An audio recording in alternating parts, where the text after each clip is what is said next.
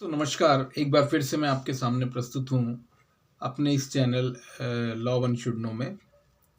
किसी मेरे फ्रेंड ने मुझसे पूछा ये फरलो क्या होता है, और फरलो और पैरोल में क्या डिफरेंस है जो कि नॉर्मली कोर्ट्स कैदियों को देते हैं, और इनमें क्या डिफरेंस है। तो दोस्तों, आपने भी सुना होगा अभी थोड़े दिन पहले फरवरी में डेरा सच्चा सौदा के जो चीफ हैं राम रहीम, उनको 21 दिन का फरलो दिया गया है फरवरी 2022 में। तो इनमें क्या डिफरेंस होता है मेन, आज हम उस पर चर्चा करेंगे कि फरलो और पैरोल में क्या डिफरेंस होता है और ये किन कंडीशंस में दिया जाता है और इसके लिए क्या क्या रिक्वायरमेंट्स हैं।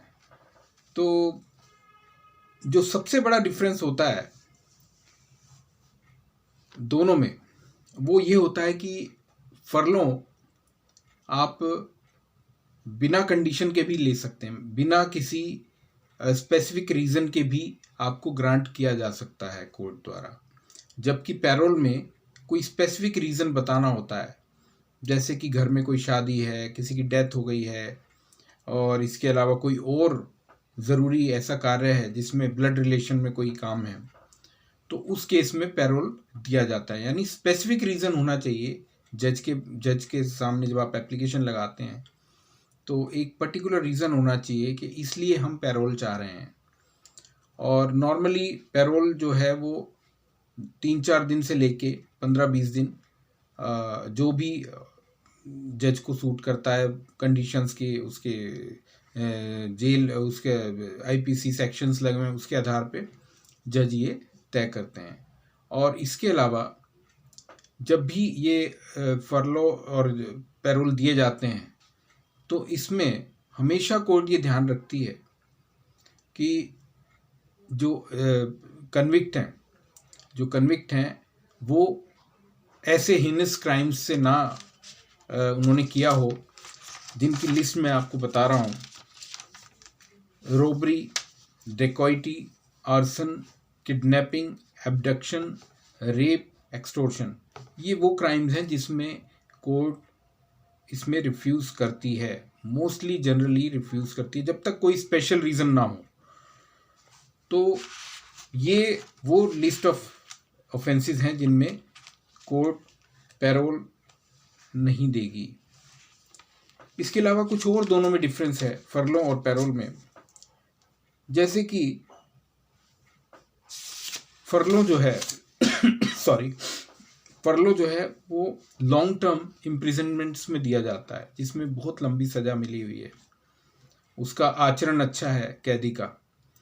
और तो जनरली ये ऐसा कुछ गाइडलाइंस है कि साल में 3 बार फरलो दिया जा सकता है। पर्पस क्या होता है इनका? पर्पस इसलिए होता है कि वो, ताकि जो कैदी है वो अपने परिवार से, समाज से किसी भी रूप में थोड़ा बहुत जुड़ा रहे।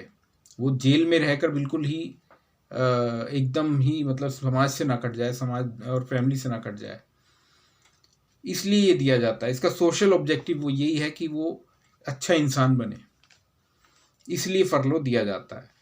पैरोल में हमेशा रिलीज कंडीशनल होता है ना। इसमें पीरियोडिक रिपोर्टिंग करनी होती है एक्यूज्ड को अथॉरिटीज़ के पास। पैरोल तो मिल गया, लेकिन उसे बार बार आके प्रेजेंट लगवाना पड़ेगा। और पैरोल का भी पर्पस वही है कि रिफॉर्मेटिव है, इससे भी समाज में उसे सुधारने के लिए कि थोड़ा वो फैमिली से और अपने जो सोशली है वो जुड़ा रहे कैदी, बिल्कुल जेल में रह के जेल जैसा ही ना, जेल के नियमों में ना बंध के रह जाए, या वो उसमें कोई रिफॉर्मेटिव चेंज, कुछ चेंज लाने के लिए है। इसको ह्यूमनाइजिंग की तरह से देखा जाता है कि it's a human kind of thing, कि भाई आप उसको मौका दें कि वो अपने फैमिली परिवार में जाके मिले, और प्रिजन सिस्टम को ह्यूमनाइज करने के लिए ये किया जाता है पैरोल। इसके अलावा एक और जो डिफरेंस है वो बहुत ही इम्पोर्टेंट है कि आपका ये प्रिजनर जो है उसका अच्छा बिहेवियर होना बहुत ज़रूरी है फरलो में। तब उसको फरलो दी जाती है।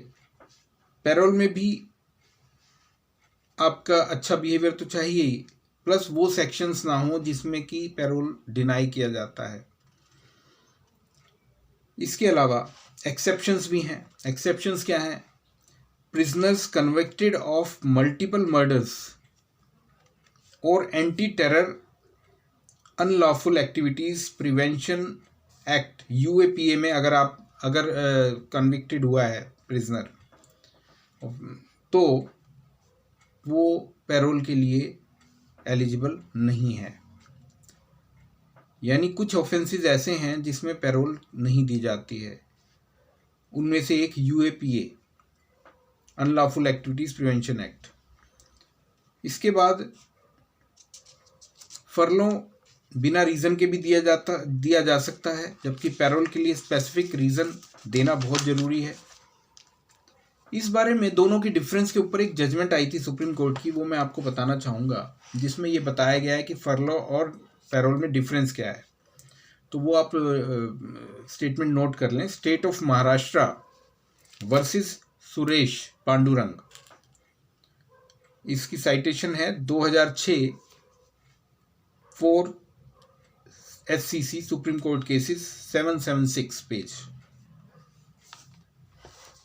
इसके बाद एक और पॉइंट है जो दोनों को डिफरेंट करता है, डिफरेंस जिसकी वजह से होता है वो ये है कि फरलो जो है उसकी जो भी पीरियड होगा उसमें जो अमाउंट जो आपने छुट्टियां ली तो वो ऐड नहीं होता। मतलब आपकी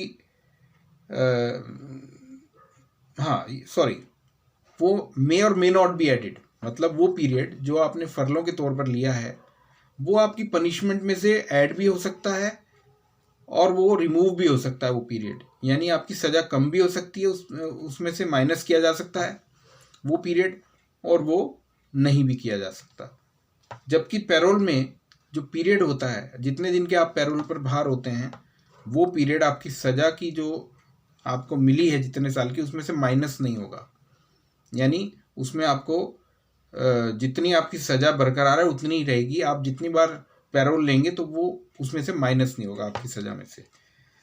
इसमें भी एक जजमेंट है जो आप नोट कर लें।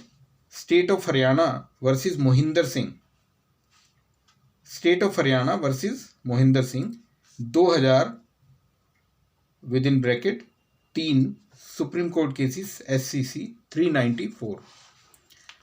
फिर एक और जजमेंट आई थी जिसमें ये कंडीशंस दी गई हैं अंडर विच फरलो गिवन, जिसमें कि फरलो कब दिया जाएगा वो भी आप नोट कर लें।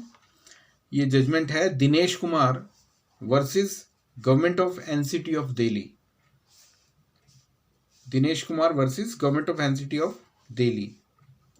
ये 2010 की जजमेंट है, इसको भी आप देख सकते हैं। आई होप दोस्तों कि इसमें से आपको थोड़ा सा मुझे ये समझाने में मैं कामयाब हुआ हूँगा कि फरलो और पैरोल में क्या डिफरेंस है। फिर भी अगर कोई स्पेसिफिक बात आप पूछना चाहें तो आप मेरे चैनल पे मेरे वीडियो के नीचे कमेंट सेक्शन में आप कमेंट कर सकते हैं। अगर मोस्ट प्रोबेबली और बिल्कुल मैं कोशिश करूँगा कि मैं आपका उसका जवाब दे सकूँ। Okay, thank you, take care.